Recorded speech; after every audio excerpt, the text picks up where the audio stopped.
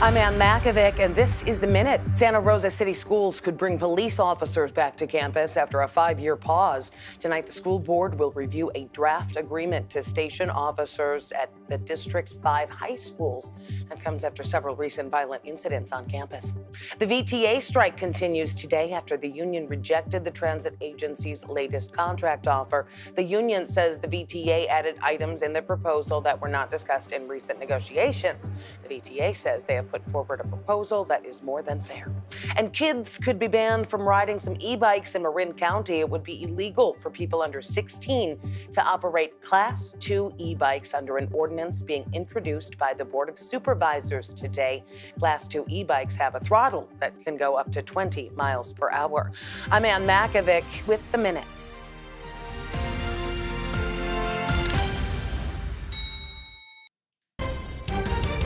You're streaming CBS News Bay Area.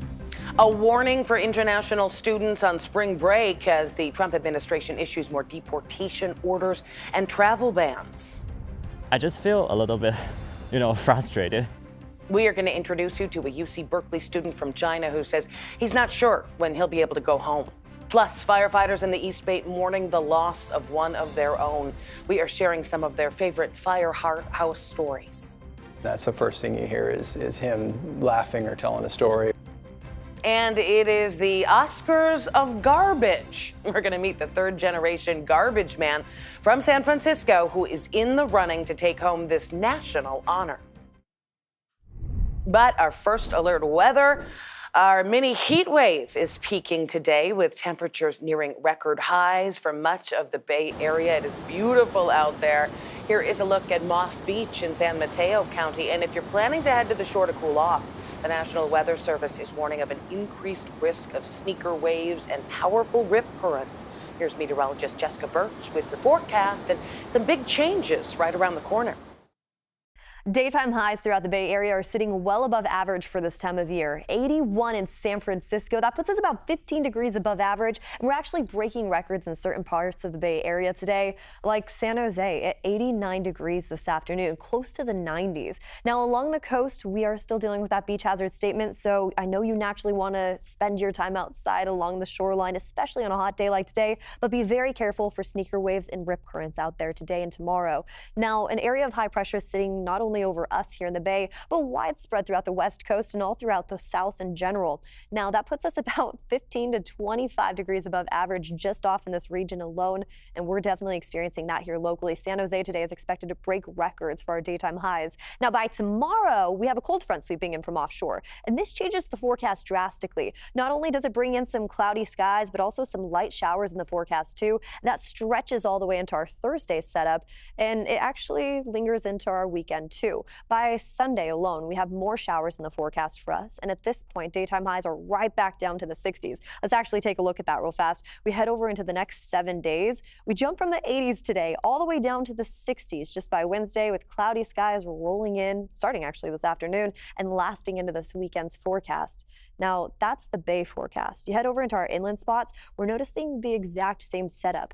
Mid-80s today, mid-60s tomorrow, low 60s as we head into this weekend. It's going to be a cool, cloudy, wet weekend ahead of us, and we're here to keep you updated with those rainfall totals here in the Weather Center. Back to you. Right now, it is spring break at UC Berkeley, and a lot of students use that time to travel home to visit family. But for more than 6,000 students from other countries, that now comes with a lot of risk. The university is warning international students not to travel outside the U.S. because of the Trump administration's strict and constantly changing immigration policies. Our Kevin Coe went to Berkeley and spoke with students who say they're worried about these changes. Xiao Rei has been studying in America since 2019 and is just starting his doctorate program at UC Berkeley. It's a spring break. I cannot travel outside the U.S., so it's a little disappointing. Several students say they got an email from Berkeley's international office notifying them of this travel advisory. It does not recommend international students and faculty travel out of the country for any reason and cannot guarantee they'll be able to return. My visa expired already, and then if I need to renew it, I have to leave and come back And for Chinese national, sometimes they will do background check and only give me like a visa for 1 year, which is not quite worth it. Normally, an expired visa for students like Zhao Rui would be a matter of paperwork. But now, the Berkeley International Office says the process could be unpredictable and cause serious delays. American students at Berkeley, like Jose, hope his peers will be able to go home soon without worries. I feel like it's just unjust.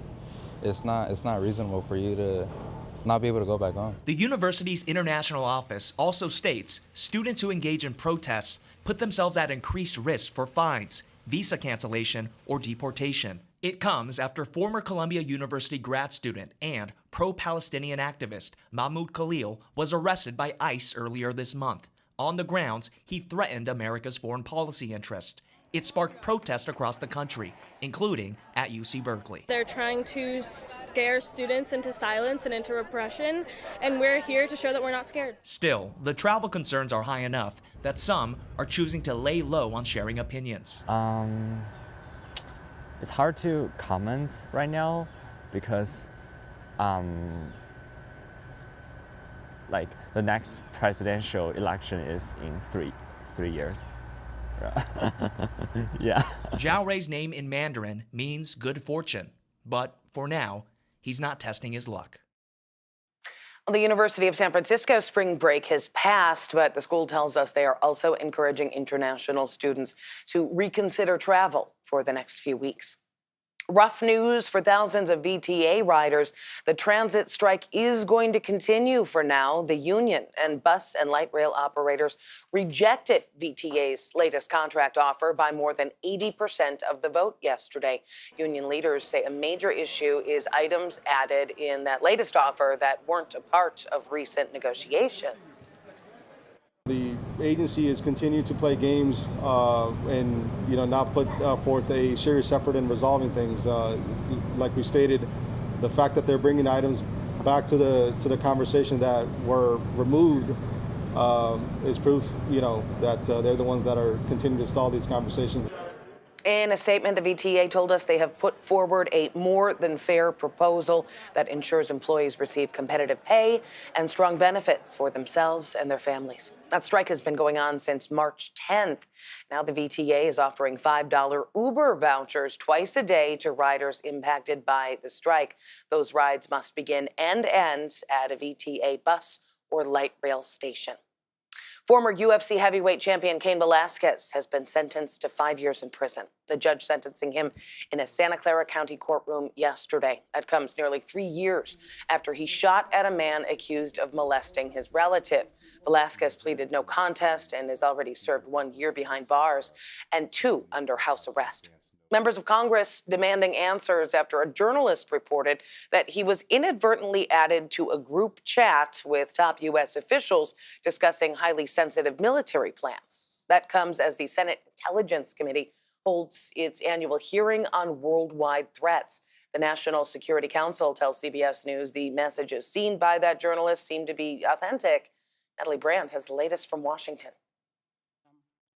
I think this is one more example of the kind of sloppy, careless, incompetent behavior, particularly towards classified information. As lawmakers grill top national security officials at an annual hearing on threats facing the U.S., many are questioning why high-level Trump administration officials were reportedly discussing plans to attack Houthi targets in Yemen over the encrypted but not government-approved messaging app Signal. Obviously not a good thing.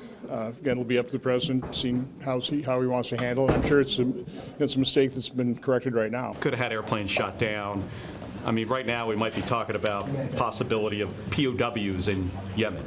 The Atlantic editor-in-chief, Jeffrey Goldberg, says he was accidentally invited to the group chat by National Security Advisor Mike Waltz. I inadvertently discovered a massive security breach in the way the national security establishment conducts its business. Goldberg says the messages included information about weapons packages, targets, and timing of the March 15th strike shortly before it took place. The White House press secretary said this morning no war plans were discussed and no classified material was sent to the thread. This was a breach. H.R. McMaster served as national security advisor under the first Trump administration. What happened here is they traded off security for convenience. You just can't do that. The White House press secretary also says the president continues to have confidence in his national security team, including National Security Advisor Mike Waltz. Meantime, a possible breakthrough in the war in Ukraine. The White House and Russia releasing a joint statement agreeing to a limited ceasefire in the Black Sea. That comes as negotiators from Ukraine and Russia hold marathon talks with U.S. officials in Saudi Arabia. A full ceasefire still appears far off. Still ahead here on CBS News Bay Area, the FBI is calling it domestic terrorism. We'll bring you the latest in a string of attacks targeting Teslas, how some owners are trying to get the target off their back. I've thought about selling it. Plus, firefighters in the East Bay mourning the unexpected loss of one of their own. We're hearing how the station is paying tribute to one of their finest. Because the first thing I thought about was his family and wanting to honor his family. And it is a lifeline for a lot of people, but it could be up to voters to keep public transit from a death spiral. What leaders are proposing for Muni and BART.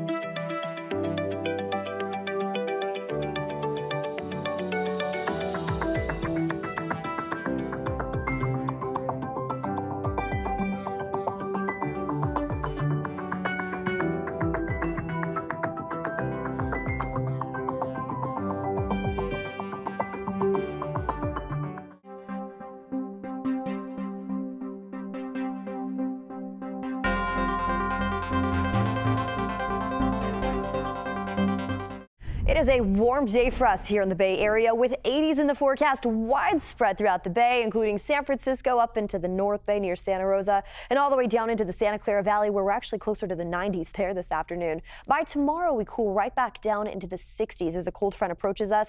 That'll bring in rain for Wednesday and Thursday. It also brings in cloudier skies widespread throughout the Bay Area and those cool 60s that last into this weekend and early next week. Our inland forecast is looking very similar too. We'll keep you updated on that here in the Weather Center.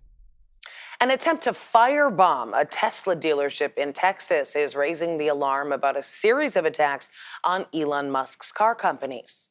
Police say that multiple incendiary devices were found at a Tesla showroom in Austin. And as Karen Hual reports, the FBI has launched a task force to investigate what its director calls domestic terrorism. On Monday morning at this Tesla showroom, Austin police say multiple incendiary devices were found and removed. No injuries were reported. I have grandchildren. What if I was up here to show them a car? This is the latest in a string of incidents targeting Tesla, from vehicles set on fire in Nevada and Missouri to graffiti in Maryland and Colorado. Since January, CBS News has identified at least 32 vandalism incidents across 16 states, impacting Tesla cars, charging stations, or dealerships. On Monday, President Trump called those behind these actions, quote, terrorists. I think they're going to suffer very grave consequences because they're really terrorists when you think about it. Elon Musk, shame on you! It comes as protests are taking place nationwide against the role of Elon Musk in the federal government and Doge spending cuts. I've thought about selling it. Austin resident Nick Colbert got his Tesla in 2021 and makes his stance clear with this bumper sticker. Does it make you feel self-conscious driving your Tesla around now? Very much.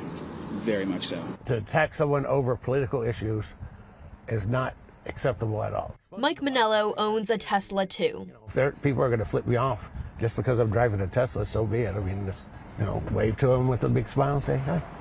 Yesterday at a cabinet meeting with President Trump, Elon Musk said Doge employees are getting death threats. Back here in Austin, police have not yet released the names of any suspects or specified what type of incendiary devices they found at the showroom behind me. If you end up needing help from the San Jose Fire Department, you could end up paying for it out of your own pocket. First responder fees could be a reality if the San Jose City Council agrees to them.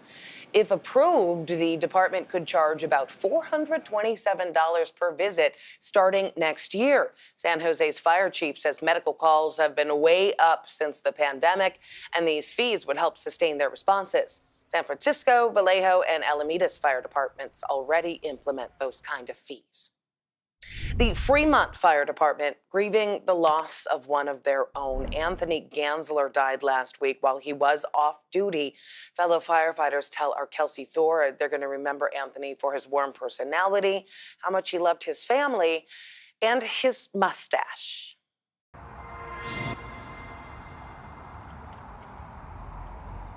This past week has been a difficult one for Battalion Chief Greg Biddle and the entire Fremont Fire Department.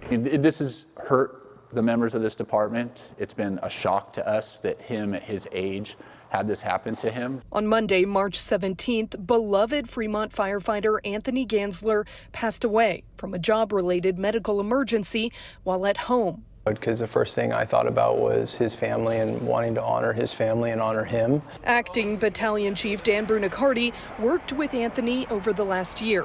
He says the loss has been tremendous because Anthony was such a light within the department. For me, it was always interesting coming back to the firehouse and walking into the kitchen, and that's the first thing you hear is him laughing or telling a story or just interacting, like I said, with our members. And he really was a big life, a big personality. Before joining the Fremont Fire Department, Anthony worked as a firefighter in El Dorado County. He was also a veteran, serving in the U.S. Army 173rd Airborne Division. He was very patriotic, humble, he just had a spirit of serving. Acting Battalion Chief Brunicardi says one memory he will always cherish of Anthony is when they worked together this past Christmas. Everybody's families, including our kids, and everybody showed up. So we had, I think, a total of 30 or 35 of us in the fire station for Christmas. And he was an incredible man, an incredible firefighter, incredible hardworking guy, but I think most of all, he was an incredible father, and he cared deeply about his family. Anthony is survived by his wife and 2 daughters. Battalion Chief Biddle says that is where their department's focus is now. Our goal right now as a department and as an agency and as a local is to just be there for them, be there for his family, and offer them whatever support we can. A memorial honoring Anthony's life will be held this Thursday in El Dorado Hills.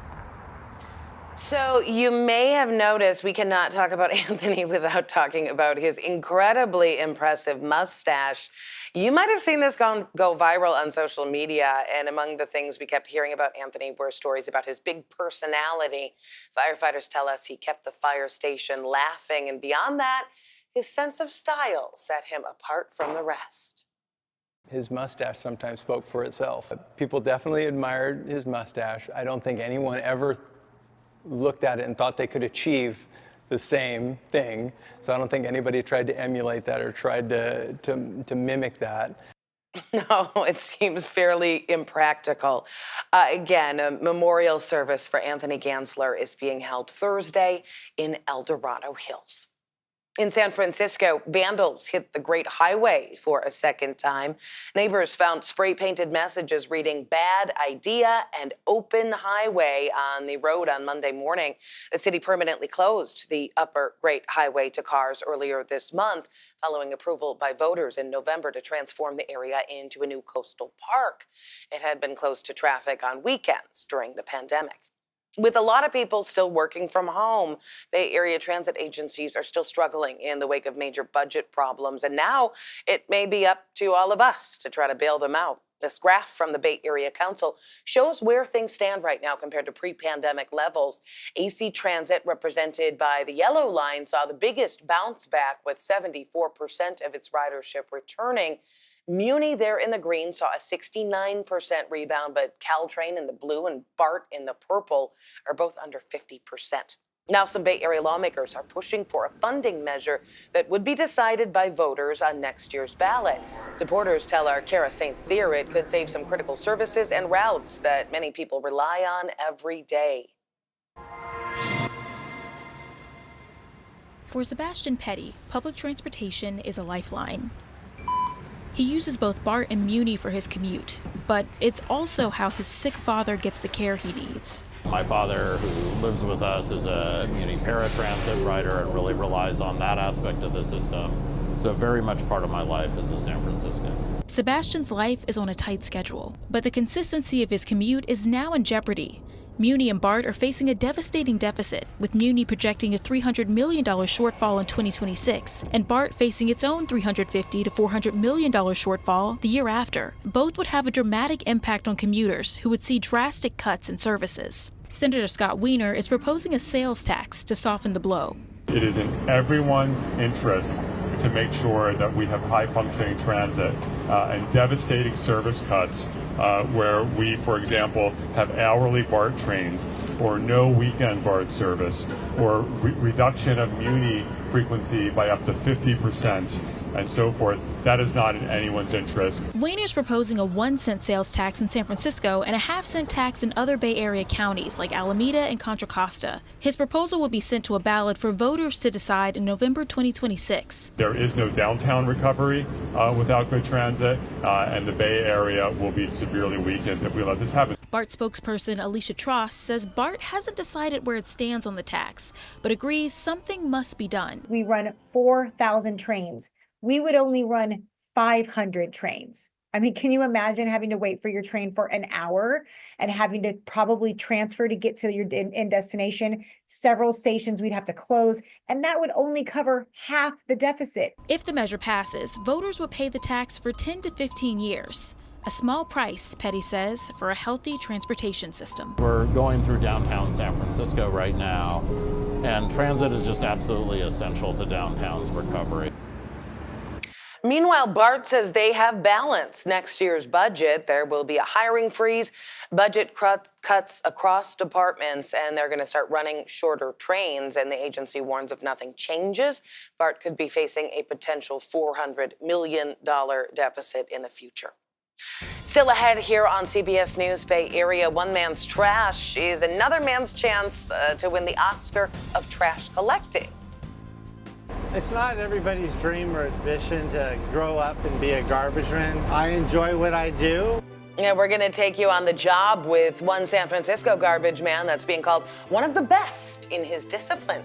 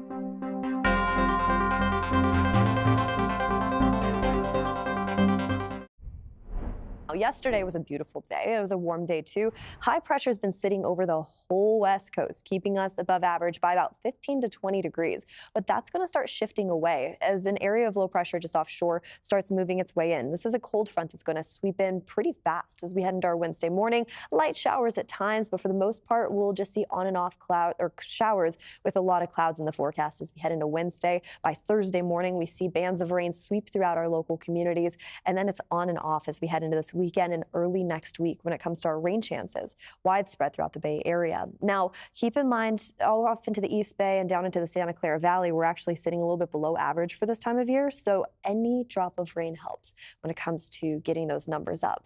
Now, as we take a quick look at the next 7 days, I mean, look at this jump from the 80s to the 60s, right around the corner with rainy skies in the forecast compared to today's sunshine. We're going to continue to hold on tight to that weather pattern heading into this weekend with low 60s in store each day as we head into early next week too. Now, you make your way over into the Bay. I'm now talking about San Francisco and Oakland, and it's the exact same setup too. Warm above average weather today to the point where you're thinking, should I open my windows or should I not, because it's warm outside and inside. But by tomorrow, we're right back to where we should be for this time of year. It is not every day that a garbage man gets the red carpet treatment, but one San Francisco trash collector is cleaning up in more ways than one. Itai Had introduces us to a third-generation driver who is up for the so-called Oscars of garbage. Most people don't even notice their garbage man. They hear the truck, rush out the bin, go back inside. But if you're lucky enough to live on Dave Barbagelata's route, you should probably know you're witnessing a master at work. Picking up garbage, help keeping San Francisco clean. Can't ask for more than that. Before you've even opened your email, Dave has already deleted your trash. On a busy day, he can clear up to 1,400 bins. And while it may look repetitive, mundane even, there's an art form to it. This one? Slowly. Go like that. Yeah, slowly. One that can take a while to nail down. He's worked for Recology, a San Francisco-based waste company, for the last 37 years. He's not burned out or counting the days to retirement. He genuinely likes it. It's not everybody's dream or ambition to grow up and be a garbage man. I enjoy what I do. Garbage is in his blood. His grandfather started in 1925. Dad followed. Now it's Dave's turn to drive the family legacy. And here's the part that should really make you pause. In 37 years on the job, he's had 0 accidents and the cleanest record in one of the dirtiest lines of work. And this year, someone finally noticed. Dave is a nominee for the Oscars of Garbage.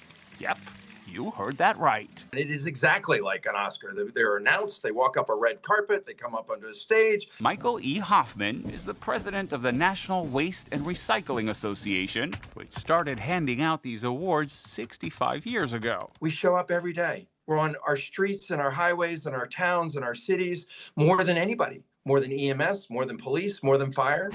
For Dave, this isn't just a big deal. It's a first. I couldn't believe I was one of the guys that were chosen. Hi. And after 4 decades of excellence in the garbage industry, Dave Barbagelata might finally collect something that isn't trash. And good luck to him. The award ceremony is going to be held May 5th in Las Vegas. Coming up in the next half hour here on CBS News Bay Area, a community in the East Bay is mourning the loss of a teenager who was in the wrong place at the wrong time. How an anti-violence advocate is trying to reach troubled youth and make them walk a different path. Anytime we lose a life, especially a life of a young person here in Oakland, it's difficult to come back from that. Plus, lots of Bay Area homeowners want to make sure their homes can handle the next big quake. How an East Bay City is giving them the tools to do the work themselves.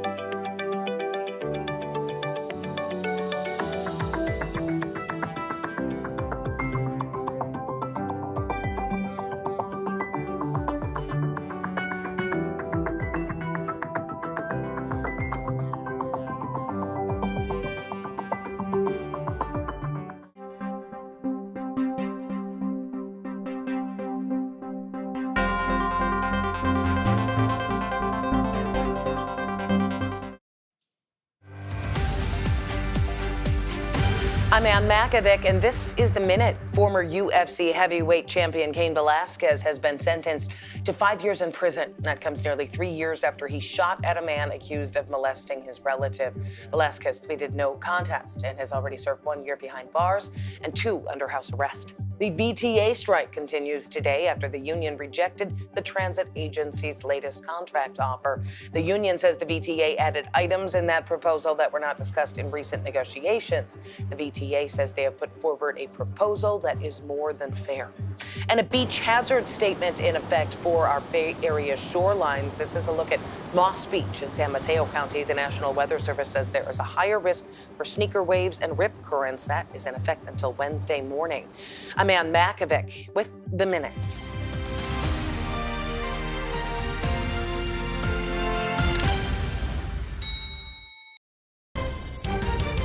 You're streaming CBS News Bay Area. Daytime highs throughout the Bay Area are sitting well above average for this time of year. 81 in San Francisco. That puts us about 15 degrees above average. And we're actually breaking records in certain parts of the Bay Area today, like San Jose at 89 degrees this afternoon, close to the 90s. Now, along the coast, we are still dealing with that beach hazard statement. So I know you naturally want to spend your time outside along the shoreline, especially on a hot day like today, but be very careful for sneaker waves and rip currents out there today and tomorrow. Now, an area of high pressure is sitting not only over us here in the Bay, but widespread throughout the West Coast and all throughout the South in general.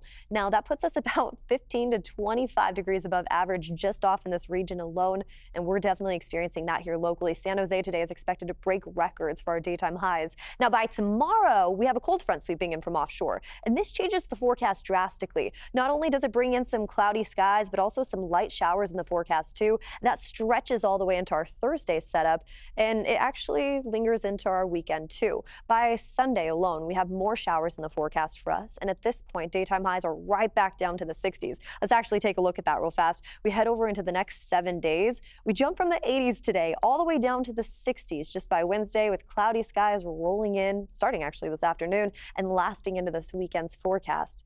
Now, that's the Bay forecast. You head over into our inland spots, we're noticing the exact same setup. Mid-80s today, mid-60s tomorrow, low 60s as we head into this weekend. It's going to be a cool, cloudy, wet weekend ahead of us, and we're here to keep you updated with those rainfall totals here in the Weather Center. Back to you.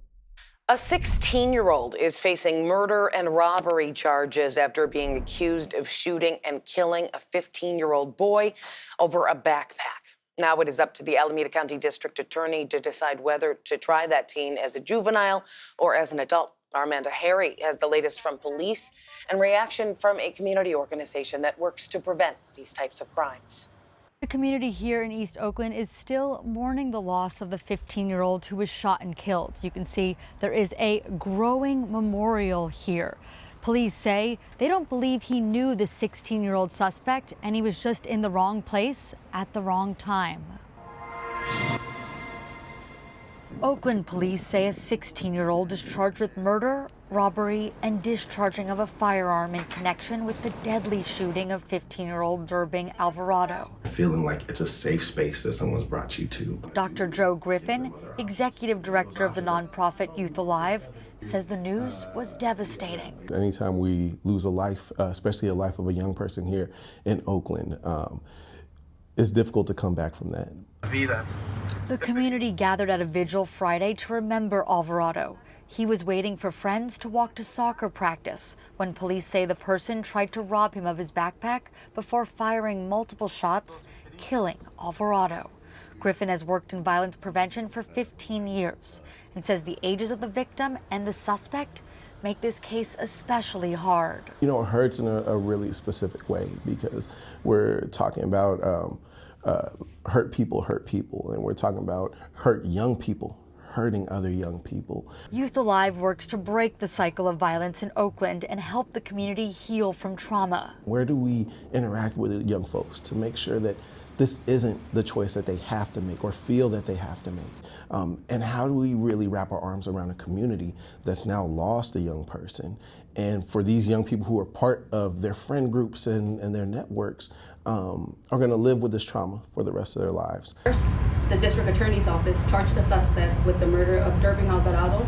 Oakland Police Lieutenant Gloria Beltran says the community was key to making a quick arrest. The community provided us information about what they heard from the other persons who were there, and then who they just believed might have been involved. I can't go into details of exactly what they said, but the information that the community provided was valuable. Beltran says officers arrested the suspect on Thursday and found a gun in their home. On Friday, the district attorney's office filed charges against the 16-year-old. Police could not confirm whether he will be charged as a juvenile or adult. That's not a decision for us. That's going to be up to the DA's office, and right now we don't know how he's going to be charged. Griffin urges young people in Oakland not to get involved in any type of violence and says there are ways to make better decisions. And I would say specifically to young people here in Oakland, we tell them that we're here for you and that you're not alone, and that even though it may feel in the moment that this is a choice you have to make, it's not a choice that you have to make. Oakland police say there are no other suspects in this case. And police say it does not appear the suspect and victim knew each other. The suspect remains in juvenile hall. It was just a few months ago that a 7.0 earthquake up in Humboldt County triggered a tsunami warning across the entire Bay Area. Thousands of people scrambled to evacuate. Thankfully, nothing came to pass. But now officials in San Mateo County want to make it easier for people to find out if they live in a tsunami zone and have anything to worry about. They unveiled their new tsunami hazard dashboard yesterday. You can enter your address to see if you are in a hazard zone. The county says back in December, not everyone got the information they needed because the state emergency website went down. On December 5th, there was a tsunami warning. There was no tsunami, but people, frankly, the public health people were put at risk. Anyone that day who needed to travel Highway 1 could not do so. There were people who were injured on the coast in car accidents. We want people to have the best information possible in any event. The county also has 8 tsunami warning sirens along the coast and an emergency alert system. Obviously, that December tsunami never materialized, but we do get earthquakes pretty regularly here in the Bay Area, however small they normally are. Kenny Choi shows us how a city along an East Bay fault is helping homeowners get ready for the next quake.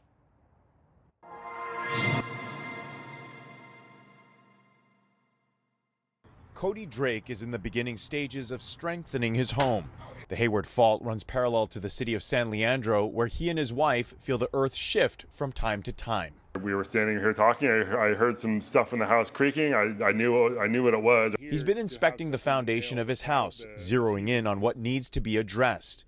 There's this mud sill that's been this nice old growth wood that's been sitting on this foundation, and they didn't attach any bolts here to keep it from moving around. So I'm going to put a bolt through here and a bolt through there. Like many homeowners, Drake wasn't certain he could take on what seemed like a daunting task. It's going to be a lot of work, especially for a big guy like me getting in those small crawl spaces. Put a line through it and put girder. To give homeowners the knowledge to do it themselves, Chief Building Official Michael Jeffrey teaches home strengthening workshops. Some homeowners will hire contractors, while others will be equipped to do it themselves after completing the course. And the fact they'll be armed with knowledge will definitely make the contractor sharpen his pencil. The class gives a lot of insight into how the process works. It's through sharing of information that participants like Drake have been able to better navigate securing state and federal grants for seismic retrofits. Like many homeowners, Drake can't freely spend tens of thousands of dollars to make their places safer. I found that there was this grant program available. He did not receive any funding when he initially applied a couple years ago, but persistence pays off.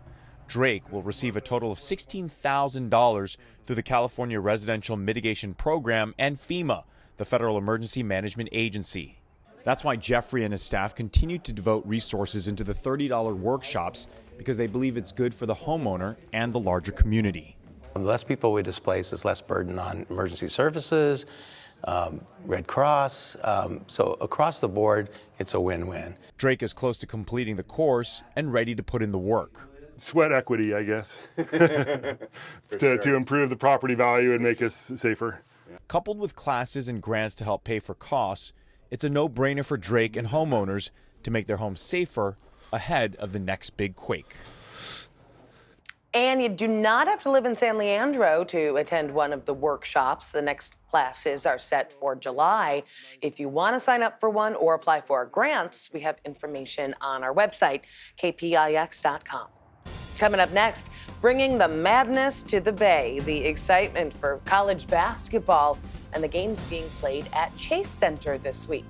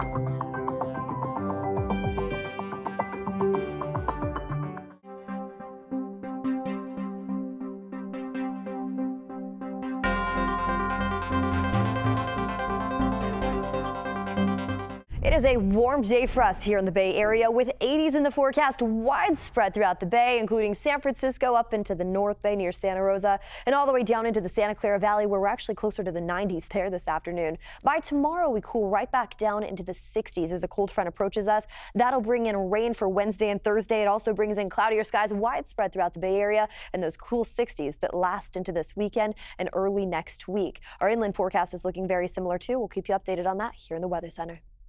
Stanford has fired football coach Troy Taylor following an investigation into his alleged mistreatment of female staffers. According to CBS Sports, Taylor received a warning for his alleged conduct in February of last year and was cited in a second investigation in June and July. The decision to fire him was announced by General Manager Andrew Luck, saying in a statement he no longer believes that Coach Taylor is the right coach to lead their football program. Taylor posted a 6-18 record in 2 seasons with the program. To March Madness now in the NCAA tournament. It is down to 16 teams, and as Vern Glenn explains, 4 of them are going to play right here in the Bay Area.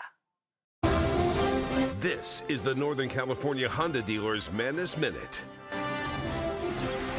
The Sweet 16 is set, and 4 teams in the West region will compete right here in San Francisco for a spot in the Final Four.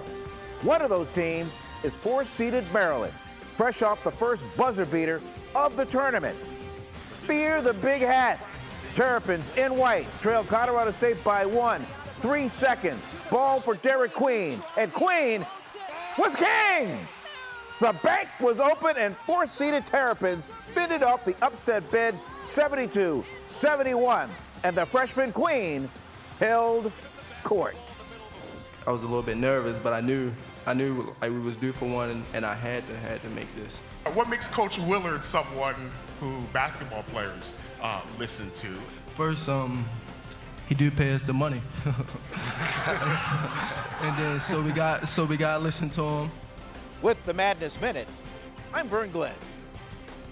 Well, coming up next, we are going to meet a woman who has spent most of her 94 years working to make her Bay Area community a better place. What she says keeps her going. I learned from her the value of giving back.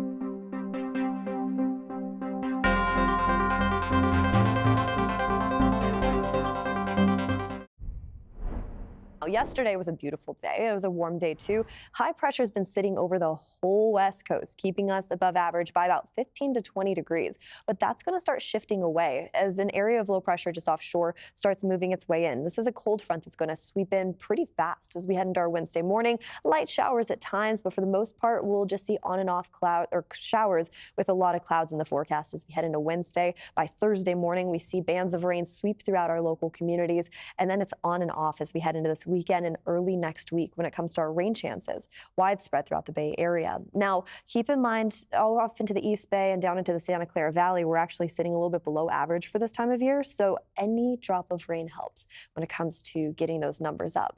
Now, as we take a quick look at the next 7 days, I mean, look at this jump from the 80s to the 60s, right around the corner with rainy skies in the forecast compared to today's sunshine. We're going to continue to hold on tight to that weather pattern heading into this weekend with low 60s in store each day as we head into early next week too. Now, you make your way over into the Bay. I'm now talking about San Francisco and Oakland, and it's the exact same setup too.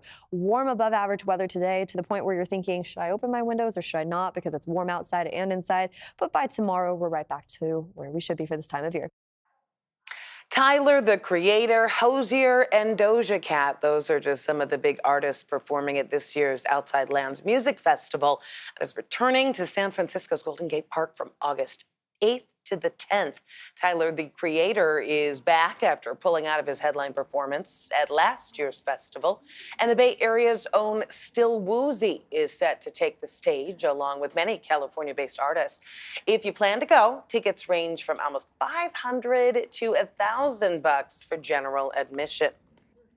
March is Women's History Month, and all month long we are highlighting the contributions made by women right here in the Bay Area. And today we're highlighting a philanthropist from San Francisco who's dedicated her life to giving back to underserved communities. She tells Laureen Ayub she hopes her children and grandchildren will follow in her footsteps. Even at the age of 94, Rosalind Swig, also known as Sissy, continues her philanthropy in San Francisco and beyond.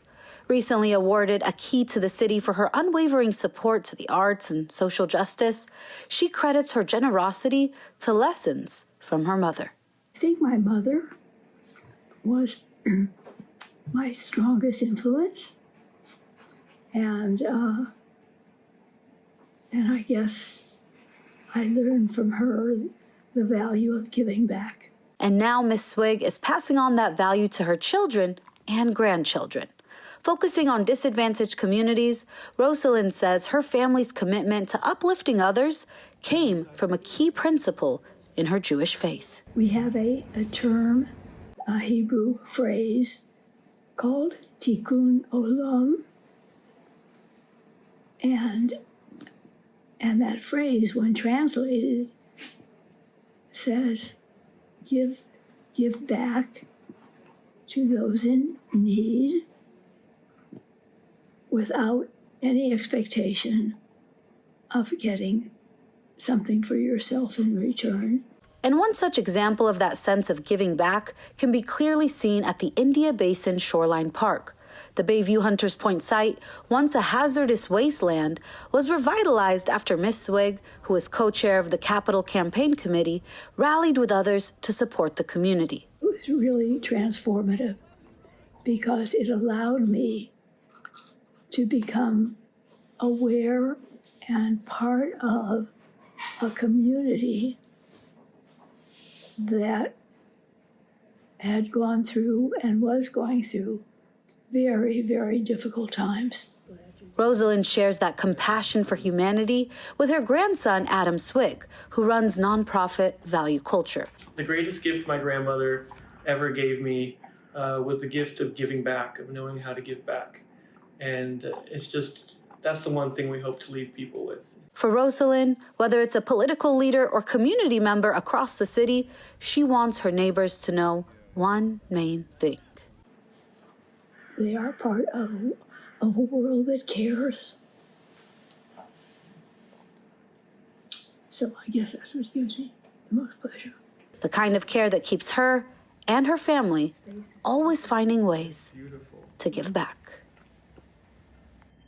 Well, thanks for streaming CBS News Bay Area. I'm Ann Makovic. We're going to be right back with your first alert forecast and another look at your top stories.